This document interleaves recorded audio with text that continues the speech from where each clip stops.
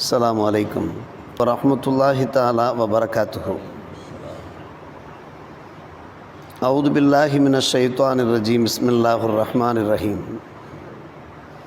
வமா அர்ஸல்னா ஃபீ கரியத்தின் மின் நபிய்யின் இல்லா அஹதனா அஹ்லஹா பில் பஅஸாஇ வல் ضرா லஅல்லஹும் யல்லர்ரஊன்.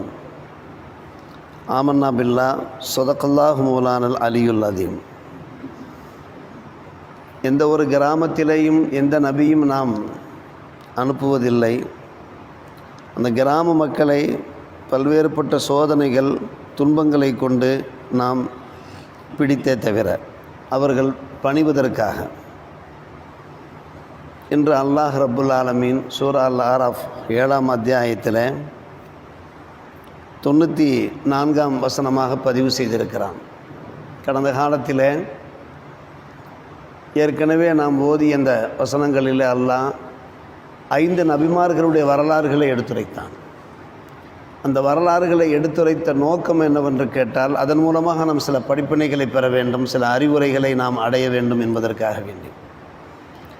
அம்மக்கள் அல்லாஹ் ரசூலுக்கு மாறு செய்தபோது எப்படி தண்டிக்கப்பட்டார்கள், சோதிக்கப்பட்டார்கள், வேதனைப்படுத்தப்பட்டார்கள் என்பதையெல்லாம் அல்லாஹ் நமக்கு எடுத்து சொன்னான். என்ன காரணம்?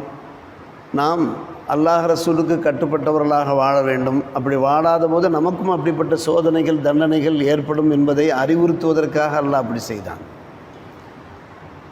5 நபிமார்களுடைய வரலாறுகளை எடுத்துரைத்ததற்கு பின்னாலே அதனுடைய முடிவுக்கு அல்லாஹ் வருகிறான். சொல்கிறான், ஒரு கிராம மக்களை நாம் எடுத்த மாத்திரத்தில் நாம் தண்டிப்பது இல்லை, மாறாக அவர்களுக்கு நாம் இறை தூதர்களை அனுப்பி வைக்கிறோம். அந்த இறை தூதர்களுக்கு தொடர்ந்து அவர்கள் மாறு செய்யும்போது, வழிபடாமல் இருக்கிற போது தான் நாம் பல்வேறுபட்ட சோதனைகள், வேதனைகள் மூலமாக நாம் அவர்களை தண்டிக்கிறோம்.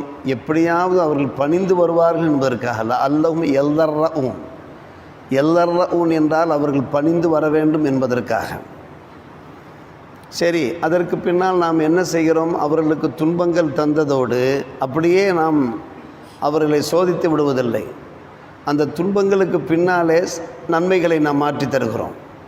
நன்மைகளை மாற்றி தந்து அதற்கு பின்பு அவர்கள் திருந்துகிறார்களா, வழிபடுகிறார்களா, கட்டுப்படுகிறார்களா என்று நாம் யோசிக்கின்றோம். ஹத்தாஃபோ. ஆனால் அதற்கு பின்பும் கூட அவர்கள் என்ன சொல்கிறார்கள்? இதெல்லாம் சகஜம்தான், இதெல்லாம் மரபுதான், துன்பங்களும் இன்பங்களும் மாறி வரத்தான் செய்யும்.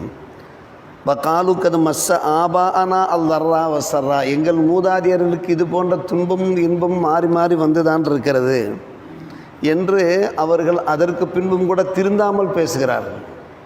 இறைவன் ஏன் துன்பம் தருகிறான், சோதனையை தருகிறான்? நாம் தப்பு செய்கின்றோம், நாம் அல்லாஹ் ரசூலுக்கு மாறு பண்ணுகிறோம், அதனால் இந்த தண்டனைகளை தருகிறான் என்று அவர்கள் யோசிக்காமல், அல்லாஹ் அவர்களுக்கு சான்ஸ் கொடுத்தும் கூட என்ன செய்கிறார்கள்? அதை அலட்சியம் பண்ணும் முகமாக கூறுகிறார்கள். இதெல்லாம் சகஜம்தான், எங்கள் மூதாதையர்களுக்கும் இப்படி ஏற்பட்டிருக்கிறது. துன்பமும் இன்பமும் செல்வமும் வறுமையும் பஞ்சமும் சுகமும் துக்கமும் இதெல்லாம் மாறி மாறி வரத்தான் செய்யும் என்று சொல்லுகிறார்கள். பாகதனாகும் பகத்தா. அதற்கு பின்னால் திடீரென்று நாம் அவர்களை பிடித்து விடுகிறோம். பஹும்லா யஷூருன். அவர்களே விளங்காதவார்கள். நாம் சோதிக்கப்படுவோம், நாம் முற்றிலுமாக ஒழிக்கப்படுவோம் என்று நினையாத நிலையிலே அல்லாஹ் அவர்களை என்ன செய்கிறான்? பிடித்து விடுகிறான்.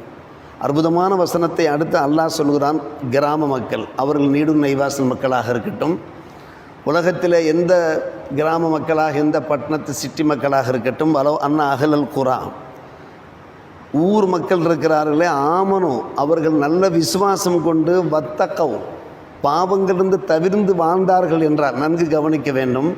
செய்த பாவங்களை எண்ணி பார்த்து பச்சாதாபப்பட்டு அந்த பாவங்களிலிருந்து விடுபட்டு தவிர்ந்து வாழ்ந்தார்கள் என்றால் ஃபத்தஹ்னா அலைஹிம் பரக்காத்தி மினஸ் ஸமாஇ வல் அர்து. வானிலிருந்தும் பூமியிலிருந்தும் அவர்களுக்கு நிறைய பாக்கியங்களை நாம் திறந்து விடுவோம் என்று அல்லாஹ் சொல்கிறான். சோதனைகள் மாறிவிடும், பாக்கியங்கள் பல்கி பெருக ஆரம்பித்துவிடும். வானிலிருந்து வான்மழை கொட்ட ஆரம்பிக்கும், பூமியிலே விவசாயம் செழித்தோங்கும், பயிர் பச்சைகள் நமக்கு கிடைத்து கொண்டிருக்கும், தானியங்கள் கிடைத்து கொண்டிருக்கும். அதற்கு பின்னால் நமக்கு என்ன பிரச்சனை?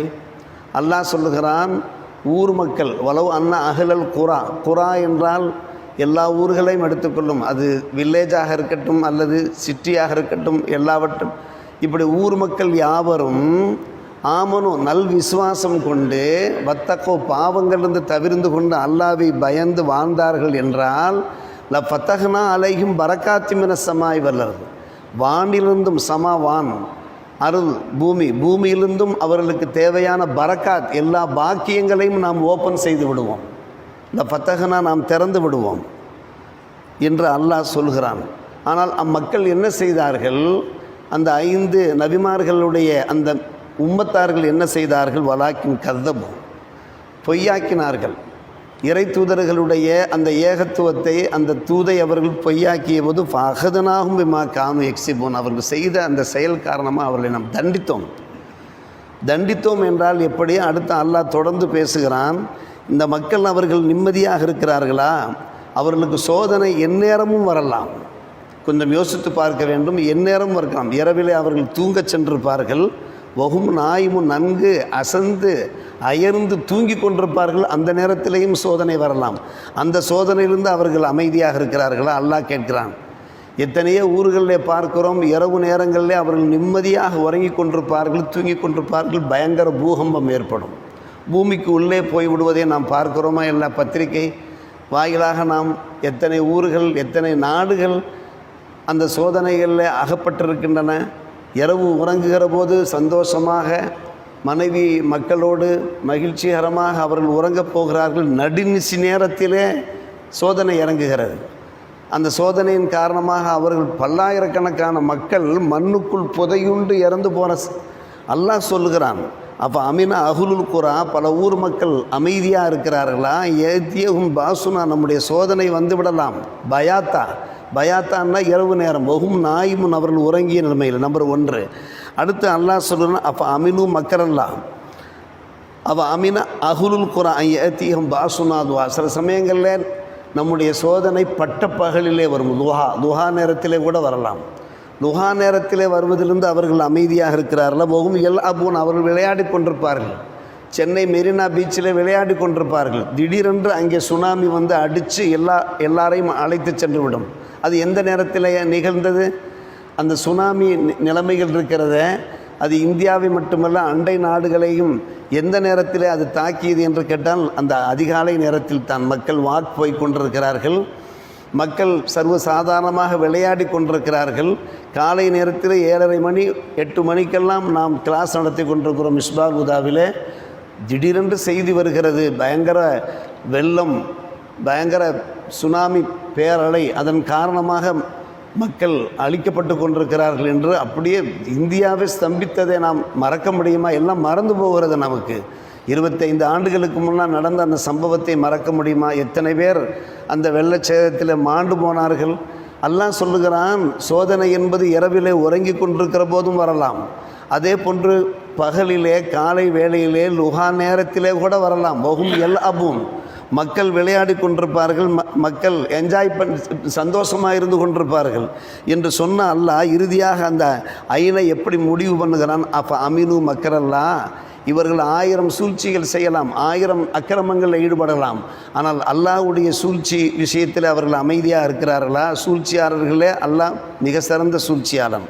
பலா யமனு மக்கரல்லா, அல்லாஹ்வுடைய சூழ்ச்சியிலிருந்து யார் அமைதியாக இருப்பார்கள் என்றால் இல்லல் கௌமுல் ஹாசுன், நஷ்டப்பட்ட மக்கள் தான். கடைசியில் நஷ்டங்கள் தான் அவர்களுக்கு ஏற்படும். எனவே அல்லாஹ் ரப்புல் ஆலமீன் அவ்வப்போது நமக்கு சில சோதனைகளை தருவான். அந்த சோதனைகள் மூலமாக சில பாடங்களை நமக்கு படிப்பிப்பான். பாடங்களை படித்து நாம் ஈமான் கொண்டு இறையச்சத்தோடு வாழ்ந்தோம் என்றால் நாம் காப்பாற்றப்படுவோம். லஃபத்தஹ்னா பரக்காத்தி மினஸ் ஸமாஇ வல் அர்த். அடுத்து நமக்கு அல்லாஹ் எல்லா பாக்கியங்களையும் தந்தருள்வான். நாம் கண்கூடாக நிதர்சனமாக கண்ட உண்மை. ஆனால் அந்த சோதனைகள் வருகிற போதும் நாம் அந்த நேரத்தில் மட்டும் அல்லாஹ்வை அஞ்சுவது போன்று அஞ்சிவிட்டு அதற்கு பின்பு அதை நாம் மறந்து வாழ்ந்தோம் என்றால் அந்த முந்தின உம்மத்துமார்கள் எப்படி அந்த சோதனையிலிருந்து தப்ப முடியவில்லையோ அதே போன்று நாமும் தப்புவது சிரமம் என்பதை உணர்த்தும் முகமாகத்தான் அந்த படிப்பினைகளை நாம் பெற வேண்டும் என்பதற்காக வேண்டிதான் அல்லாஹ் ரப்புல் ஆலமீன் இந்த சூறாவிலே சூரா அல் ஆராஃப் 7ஆம் அத்தியாயத்திலே அந்த 5 அன்பியாக்களுடைய அந்த வரலாறுகளை சொல்லியிருக்கிறான். இந்த வரலாறுகளில் கிடைக்கின்ற படிப்பினைகளை நாம் உள்வாங்குவோமாக. அல்லாஹ் நல்லொரு புரிவானாக. வாஹிர் தாவானா அல்ஹம்துலில்லாஹி ரப்பில் ஆலமீன்.